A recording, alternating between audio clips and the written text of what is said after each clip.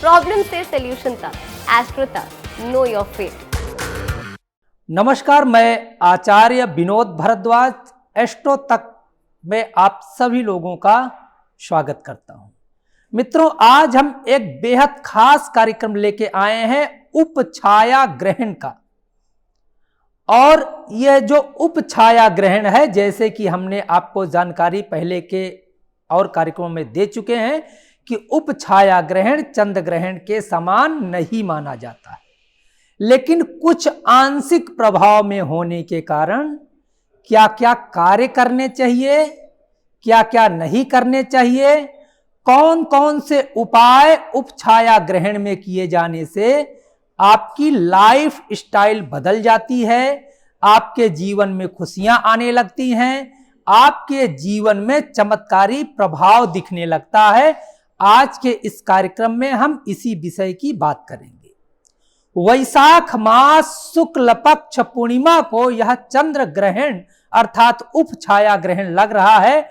5 मई 2023 को लगेगा और शाम 8:44 से प्रारंभ होकर के रात्रि 1:02 पे समाप्त होगा यह उपछाया ग्रहण। जैसे कि आप सभी लोगों को मालूम है, उपछाया ग्रहण को चंद्र ग्रहण नहीं कहा जा सकता। केवल उसकी कांति धूमिल होती, उसका प्रतिबिंब धूमिल होता है। चंद्रमा को कोई भी प्रभाव नहीं पड़ता है, अर्थात चंद्रमा ग्रसित नहीं होता है। तो इसका सूतक जैसे चंद्र ग्रहण के पहले 9 घंटे पहले सूतक लगता है, वह सूतक पातक नहीं लगेगा। चंद्र ग्रहण में भोजन भी बना सकते हैं, भोजन भी खा सकते हैं इस उपछाया ग्रहण में, लेकिन क्योंकि चंद्रमा की कांति का प्रभाव धूमिल होगा, इसलिए यदि आप भोजन ना बनाएं, भोजन ना करें तो ज्यादा अच्छा है। यानी 8:44 के पहले भोजन आदि करके निवृत्त हो जाए। अब देखिए, यदि चंद्रमा की कांति भी दूषित होती है तो उसका सीधा प्रभाव हमारे मन, मस्तिष्क और कार्यों पे पड़ता है। और चंद्रमा का निश्चित रूप से प्रभाव 15 दिन तक रहता है। तो यदि आपकी कुंडली में चंद्रमा क्षीण है, चंद्रमा नीच का है, चंद्रमा त्रिक भाव, खष्टम, अष्टम, द्वादश भाव में है, या आपकी कुंडली में विष योग है, या आपकी कुंडली में ग्रहण योग है, या आपकी कुंडली में चंद्र ग्रहण योग है, तो आप मान के चलिएगा 15 दिन तक ये ग्रहण योग आपके जन्म कुंडली के माध्यम से आपके जीवन को प्रभावित करेगा। इस एड को स्किप करना तो बहुत मुश्किल है, पर लाइफ की प्रॉब्लम्स का सॉल्यूशन ढूंढना आसान। प्रॉब्लम से सॉल्यूशन तक, एस्ट्रो तक, नो योर फेट।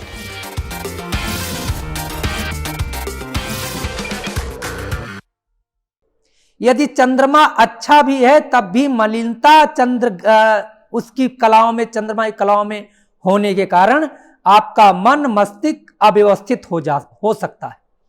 इसलिए आप सभी लोगों को कुछ उपाय मैं देता हूं। देखिए, चंद्र ग्रहण के दौरान क्रोध ना करें। क्रोध करेंगे तो 15 दिन तक क्रोध की आफत, क्रोध की बारिश आपको झेलनी पड़ सकती है। चंद्र ग्रहण के दौरान भोग ना करें। पति पत्नी आपस में रहें, लेकिन भोगवादी प्रवृत्ति से बचना चाहिए। अन्यथा उस दौरान यदि निश्चित रूप से गर्भ ठहरता है तो वह एक तरह से मन से विकृत होकर के वह अच्छा नहीं कहा जाएगा। इस छाया चंद्र ग्रहण के दौरान सोना भी नहीं चाहिए, अन्यथा मन मस्तिष्क को नुकसान होता है। चंद्र ग्रहण के दौरान आप जो है कुछ खाएं ना तो ज्यादा अच्छा है। कुछ सिलना नहीं चाहिए, बुनना नहीं चाहिए, कुछ काटना नहीं चाहिए। इन सब चीजों में आप सावधानी रखें, तब भी उपछाया ग्रहण का प्रभाव जो किंचित मात्रा है वह भी आपको परेशान नहीं करेगा। अब बात कर लेते हैं करना क्या चाहिए।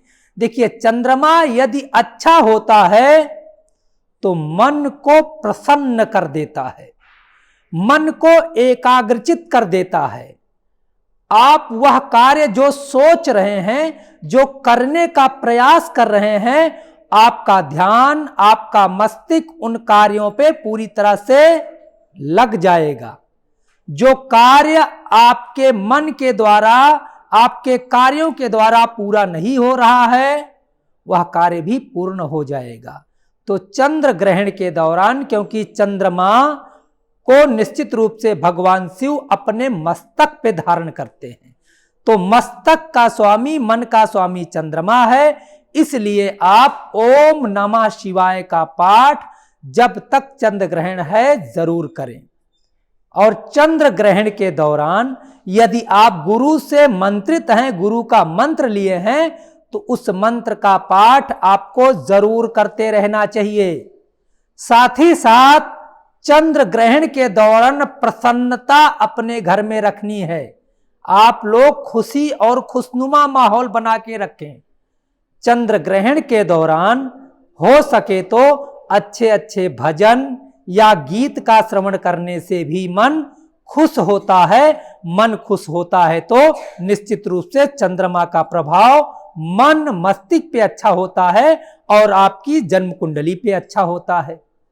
चंद्र ग्रहण के जब यह जो है छाया चंद्र ग्रहण समाप्त हो जाए, तो यदि आप जग रहे हैं तो गंगा जल लेकर के अपने ऊपर छींटा कर लें और घर के जितने सदस्य हैं सबके ऊपर छींटा कर दें। जो लोग जग रहे हैं गंगा जल अब वह अमृत जल है, उसका पान करा देने से छोटे से छोटा अंश यदि उपछाया ग्रहण का आपके परिवार के किसी भी व्यक्ति के मन मस्तिष्क को प्रभावित किया है तो समाप्त हो जाएगा, वह दूर हो जाएगा।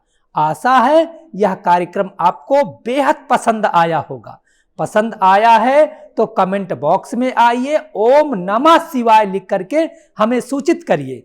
चंद्र ग्रहण में क्या करना चाहिए, क्या नहीं करना चाहिए, या कोई चीज समझ में नहीं आई है तो कमेंट बॉक्स का रुख करिए और लिख भेजिए। हम आपके निश्चित रूप से कमेंट के इंतजार में हैं। आप लोगों का बहुत बहुत धन्यवाद। नमस्कार। एस्ट्रो तक ऐप पर आपको मिलेगा भविष्य से जुड़े हर सवाल का जवाब। डाउनलोड कीजिए एस्ट्रो तक ऐप और चुटकी में जुड़िए इंडिया के बेस्ट एस्ट्रोलॉजर से।